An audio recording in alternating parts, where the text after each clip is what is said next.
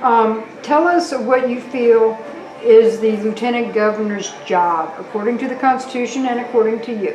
Okay, according to the Constitution, it's pretty simple. You preside over the Senate as president of the Senate when the legislature is in session, and that's typically January, February, and March each year. You know, might go into April a little bit, first or second week of April, but basically about 90 days, presiding as president of the Senate. The other thing the lieutenant governor does is serves as a governor when the governor's out of state. But many past lieutenant governors have told me the governor always came back. And so you're back being the lieutenant governor. Now you'll work with the governor in helping him vet candidates that want to be appointed to boards and commissions, and there's, you know, I think it's close to 800 or 900 things, people the governor has to appoint to different boards and commissions, stuff within government. And the lieutenant governor will help interview and vet some of those candidates. So, you know, if someone wants to serve on the board of the State Board of Education, or the State Board of the Department of Environmental Quality, or the Board of Health and Welfare from a region of the state, there might be 4 or 5 people interested in that, and the governor can choose one. So the lieutenant governor will interview maybe 3, 4, or 5 of those people, and then give 1 or 2 names to the governor. So it works with the governor that way.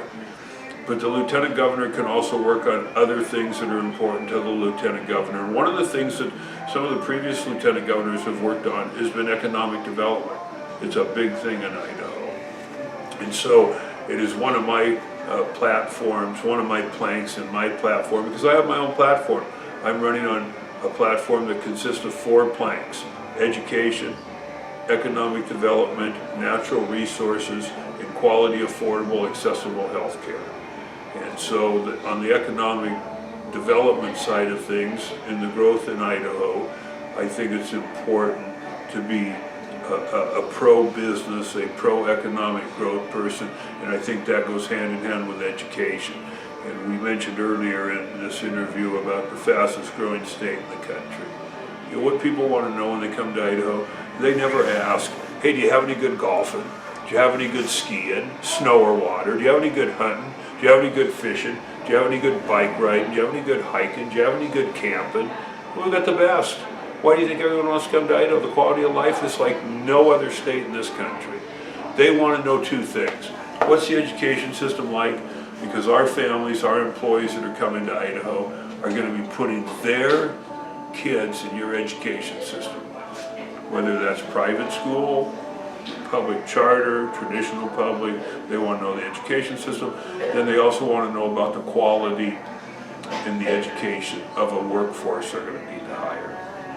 So education and economic development go hand in hand. And then there's the international aspect of economic development and working with the other countries. In Canada, Mexico, China, Taiwan, some of our top 4 trading partners.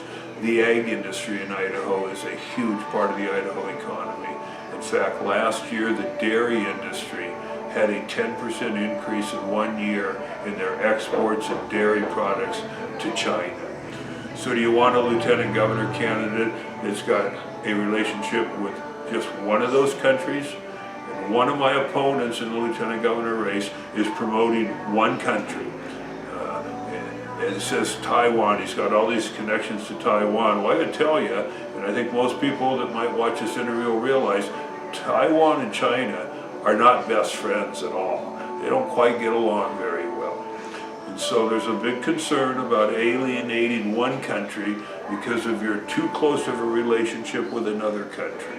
In this case, alienating China because you have such a close relationship and talk about Taiwan all the time. And it's another example of going and looking at the Secretary of State's website and where this candidate has raised most of his money.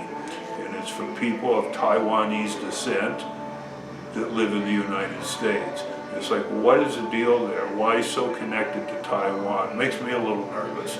But the part about economic development is important to me because I think I'm a people person. And I think I can assist the Department of Commerce, be it with Canada, Mexico, China, Taiwan, South Korea, or any of our other smaller trading partners in the ag industry as we make trade missions around the world, because it's such a big part of Idaho and it's growing. My time in the Education Committee, I'm the only candidate in the race for Lieutenant Governor that has served on the Education Committee. I've been introduced and named and called the godfather of STEM, science, technology, engineering, mathematics, because of my passion for our future workforce and technology and what our young students need nowadays to prepare them for the future. There's 6,000 unfilled STEM jobs right now in Idaho. When you get down into the Treasure Valley, the Boise, Meridian, Nampa, that area, it's all high-tech stuff. They can't find employees. So we need to be promoting more STEM. And no one has done it like I have in the legislature. I'm known as the godfather of STEM at the Boise Capitol. I've also been known as Homeschool Statesman of the Year. I've received the Charter School Award every year they've given it since charter schools started in Idaho. And so I'm passionate about those things that no other candidate in the Lieutenant Governor race has ever, in the Republican side, has ever wanted to serve on education, because it is not an easy committee as a conservative Republican to be on. You take nothing but criticism for the most part. And so why are my three of my other four opponents never wanted to serve on education? Quality, affordable, accessible health care. 35 years in the insurance business. I understand transparency, open networks, more competition, buying insurance across state lines. And I've taken on Blue Cross of Idaho, I've taken on Regents Blue Shield of Idaho.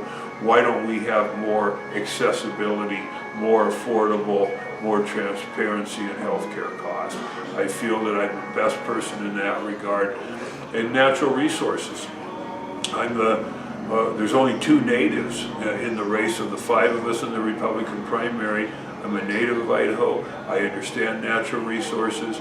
I've been endorsed by the Potlatch Corporation, a big timber company, one of the largest private landowners in Idaho, big national and international lumber company. I've been endorsed by Clearwater Paper, a large facility on the Clearwater River in Lewiston. I have been supported by Stimson Lumber that has sawmills in the northern part of Idaho. I've been endorsed by Norm Semenko and Roger Batt, two of the key water users and represent water users group in Idaho. I've been endorsed by Hecla Mining Company and a natural resource mining industry. And so natural resources are what Idaho's all about. And they all have a common denominator, water. No one has worked on water issues in the legislature the last few years like I have, and definitely in the Lieutenant Governor's race. None of the candidates, none of my opponents understand or have worked on water issues like I have. And the adjudications going on right now in this part of the state, in the northern part, I've been the only legislator that's been at every meeting for the last 2 years, never missed one. And that's not just during session, that's year round. I'm the one organizing all the meetings, notifying all the legislators, whether it's Heather Scott, Sage Dixon, Ron Mendive, Priscilla Giddings, and fill in all the rest from districts 2, 3, 4, 5, and 7, because that was a resolution that I ran in the Senate, to let the citizens of Idaho, northern Idaho, the northern basins, be involved in our adjudication. Water is the lifeblood, and we're spoiled here. You ought to get to Twin Falls, you ought to get to Burley Rupert, you ought to get to eastern Idaho, where they don't have enough water. They got more call on water than they have water. They talk about being spoiled. We need to appreciate how much water we have up here. We can't take it for granted, because we don't want the federal government controlling our water at all. I tell you, the Lieutenant Governor job isn't much different than the legislative job. It's really in Idaho a part-time job, whereas the Lieutenant Governor of Texas is one of the most important positions in Texas. The Lieutenant Governor of Texas is more powerful than the Governor of Texas. because their whole constitution and how it's set up is so much different than ours. But the lieutenant governor position of Idaho is almost a part-time position like the legislature. And so, I don't plan on being in Boise a whole bunch more than I already am. In fact, I would like to be able to use part of the office that whoever the new governor is going to be in Idaho and maintains an office in the northern part of the state. I'd like to use a desk in that office up here and be able to be here. I mean, this is a part of Idaho, a very important part of Idaho. The whole state needs to remember how important the northern part of the state was for decades to the whole state of Idaho through the mining and timber industries that supported this state for so long. Just don't forget us and don't think you're going to treat us like a redheaded stepchild. That's why you think you would be the best candidate, or you are the best candidate. Easy answer. Let's say it's Brad Little. Brad Little's got a pretty good relationship with the Idaho Senate. He's a former senator, been the lieutenant governor, president of the Senate for 9 years, got a pretty good relationship. But what's that relationship like with the House of Representatives and the conservative members of the House? And it's a very conservative House of Representatives. I don't think it's that good. But I spent 8 years in the House before I came, and now I've spent 6 in the Senate. I have a very good relationship with leadership in the House, with members of the House. They know I'm very conservative, I'm very effective, I can get things done. So if it's Brad Little, I think I'm definitely the best lieutenant governor. Let's say it's Raul Labrador who becomes governor of Idaho. Raul and I worked together for 4 years in the Idaho House. Raul got elected a term after me. He came in 2007 after being elected in November 2006. He and I worked hard to kill a gas tax increase in a down economy. We were scolded together. We were called over to the governor's office together. Raul and I have a great relationship, and he's well thought of in the Idaho House. I don't think Raul has a great, strong relationship in the Idaho Senate, which I feel I have. And so I could be very helpful to Raul if he becomes governor.